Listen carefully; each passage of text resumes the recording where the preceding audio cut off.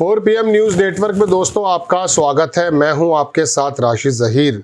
बिहार के अंदर एक शगुफा छोड़ा गया कि साहब रिवीजन कराएंगे, आपको अपने माता पिता का प्रमाण पत्र देना पड़ेगा, मृत्यु प्रमाण पत्र, जन्म प्रमाण पत्र। इस भारत में जब लाइनों के अंदर लोग लगे हुए हैं और 2 वक्त की रोटी कमाना दूभर है, 80 करोड़ तो सरकारी बताती लाइन में लगे हुए हैं। और सबसे इम्पॉर्टेंट डॉक्यूमेंट यदि आज किसी का हो गया है तो वो राशन कार्ड हो गया है। ऐसे समय में दोस्तों उसको अपना मृत्यु प्रमाण पत्र, जन्म प्रमाण पत्र कहाँ से वो अरेंज करेगा। लेकिन बहरहाल भारतीय जनता पार्टी और उसका जुड़ा हुआ एक ऐसा तंत्र जो आरोप के मुताबिक जुड़ा हुआ कहते हैं, election commission of India back foot पे आ गए। कहा कि नहीं, कोई कागज़ वागज़ देने की ज़रूरत नहीं है, बस ये नॉर्मली कोई ज़मानत मत दीजिए, कोई प्रमाण पत्र मत दीजिए, कोई निवास स्थान कुछ मत दीजिए, बस एक फार्म भर दीजिए, राड़ा ख़त्म। फिर शुरू क्यों किया था मैं बताऊंगा, शुरू क्यों किया था। एक खबर। दूसरी खबर दोस्तों ये है कि साउथ में तो आपको मालूम है तीसरी वो हिंदी थोपने की जो बात चल रही थी, वहाँ के प्रदेशों ने लामबंदी कर ली। महाराष्ट्र में भी ये शगुफा छोड़ा गया। दोनों ठाकरे जैसे करीब आए, देवेंद्र फडणवीस की सरकार यानी कि भारतीय जनता पार्टी की सरकार। एक जगह मैं सुन रहा था कि नरेंद्र मोदी के बाद फडणवीस ही शायद प्रधानमंत्री बन जाए, आरएसएस की पहली पसंद है, वो पीछे हो गए। अब बात यह है कि ये ऐसे समय में आपका ध्यान भटकाने की वजह है या कोई और प्लानिंग है। वजह क्या है इसकी, सोचने की बात है। अब आपको मैं थोड़ा पहले खबर बता देता हूँ और उसके पीछे लोग क्या कयास लगा रहे हैं, क्या क्या वजह हो सकती है, वो मैं आपको दिखाना चाहता हूँ। आप देखें दोस्तों, ये छापा है एक अंग्रेजी अखबार ने कि इलेक्शन कमीशन ने क्लेरिफाई किया है, rules as Bihar voter roll drives start today. उसमें तमाम के तमाम वही बदल दिए गए। Submit forms based on self declaration. अपनी तरफ से एक डिक्लेरेशन दे देंगे कि जी मैं यहाँ रहता हूँ, मेरा नाम ये है, बात खत्म। विदाउट डॉक्यूमेंट्री प्रूफ, कोई प्रूफ नहीं देना। क्यों कर रहे थे ये नाटक बताऊंगा वो भी क्यों कर रहे थे। आगे लिखता अखबार के कमीशन ऑफिशियल्स ने कहा है कि रेजिडेंट कैन नाउ सबमिट, अपना है वो सिर्फ अपने एक फॉर्म भर देगा without any documentary proof and still have their names include in draft electoral roll. Voter list में नाम है, उसको बस लिख देगा, बात खत्म। एक पत्रकार है, उन्होंने क्या लिखा इसके बारे में वो देखें आप।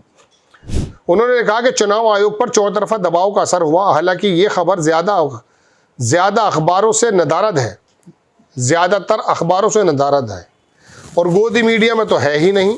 सूत्र के हवाले से बताया जा रहा है कि चुनाव आयोग ने बिहार में मतदाता सूचियों की गहन जांच और संशोधन के कार्यक्रम में बदलाव किया।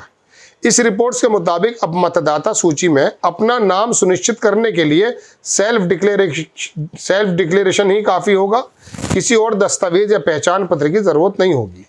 अगर ये सुधार हुआ है तो ये अच्छी बात है, मगर चुनाव आयोग ने इसकी स्पष्ट घोषणा क्यों नहीं की। फिर ये सवाल उठता है कि फिर इस समय ये कवायद करने की ज़रूरत क्या है। ये तो विशेष गहन जांच भी नहीं होगी, समय तो बेहद कम है। इससे हासिल क्या होगा सिवाय अफरा तफरी फैलाने के। क्या इस आड़ में और भी बहुत कुछ हो रहा है जो अभी सामने नहीं आया है। चुनाव लूटने की तैयारी, क्या अमित शाह बैकडोर से एनआरसी करवाने के लिए ऐसा कर रहे हैं। बेहतर तो ये होगा कि चुनाव आयोग इस प्रक्रिया को पूरी तरह से रद्द कर दे। अब बात यह है कि ये आप लेकर क्यों आए थे, अफरा तफरी फैलाना। हालांकि अफरा तफरी फैलाना बड़ा इनका काम रहता है। जब आपके सामने कोई ऐसा बिल आने वाला हो, जैसे भी आने वाला अमेरिका से फर्रा ट्रम्प साहब का कि ये टैक्स लगेंगे, हो सकता है नज़र हटाने के लिए किया गया। और बहुत सारी मीडिया की खबरें प्लांट इसलिए की जाती हैं कि आपका बुनियादी सवालों से नज़र हटे। एक बात तो है ये। दूसरी बात दोस्तों ये है कि क्या ये टेस्ट तो नहीं कराया गया शुरुआत में, इधर बिहार में लगा के देखो क्या होता है। क्योंकि ये काम बंगाल में ज़रूर करना है।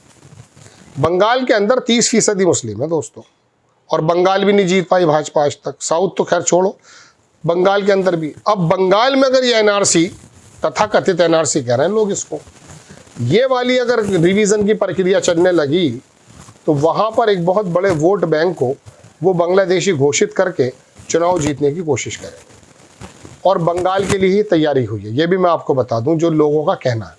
हमारा भी जहन यही है। दूसरी खबर मैं आपको दिखा देता हूँ वहाँ क्या हुआ है। महाराष्ट्र के अंदर आपको मालूम है वो तीसरी भाषा की बात चल रही थी, उसके बारे में बात आई, वो हंगामा कट गया। अब उद्धव ठाकरे ने क्या कहा वो भी देखें आप, ये खबर देखेंगे आप। इसके अंदर स्क्रीनशॉट मैंने लिया तो था, मैं दिखाता हूँ आपको। इसमें उन्होंने कहा उद्धव ठाकरे की जो ये धमकी आई है, देखिए ये है, मराठी मानुष के सामने हार गई महाराष्ट्र सरकार, हिंदी पर फैसला वापस होने पर उद्धव ठाकरे बोले।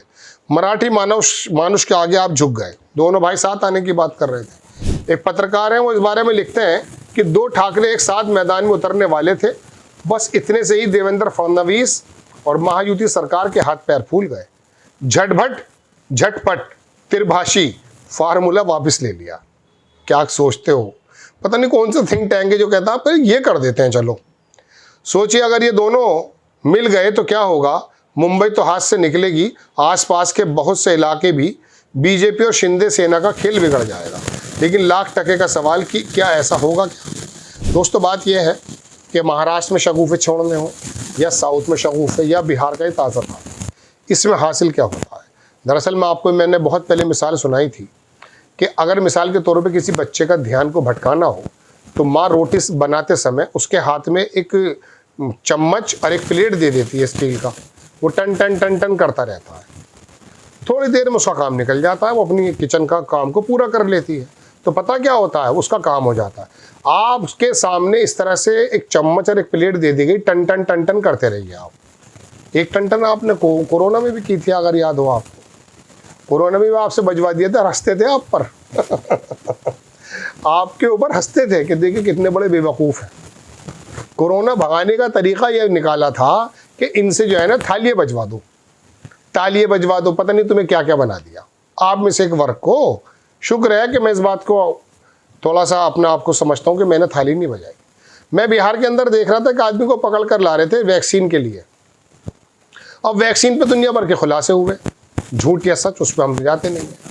लेकिन मैं कह रहा हूँ कि वो जो हंस रहे थे जिस पर हम, कि एक बिहारी आदमी को पकड़ कर डॉक्टर ला रहे थे सरकारी, उस पर ठोकने के लिए वैक्सीन लगा देंगे और वो मना कर रहा था, इसका तो मतलब ये है कि वो बिहारी ज़्यादा काबिल आदमी था, समझ गया था तुम्हारी प्लानिंग। अब इस प्लानिंग में जाऊँगा तो कहीं और चली जाएगी बात। वैक्सीन का क्या खेल है, महामारी का क्या खेल है। अचानक उत्तर प्रदेश में 10,000 रोज़ 5,000 रोज़ लोग मर रहे थे। योगी जी ने कहा इसे कम कर दो। मैं खुद गवाह हूँ इस बात का। रोज़ाना इतनी तेज़ी से घटे मरीज़ कि वो 93% कम हो गए, ख़त्म। जब चाहे बढ़ा दिया।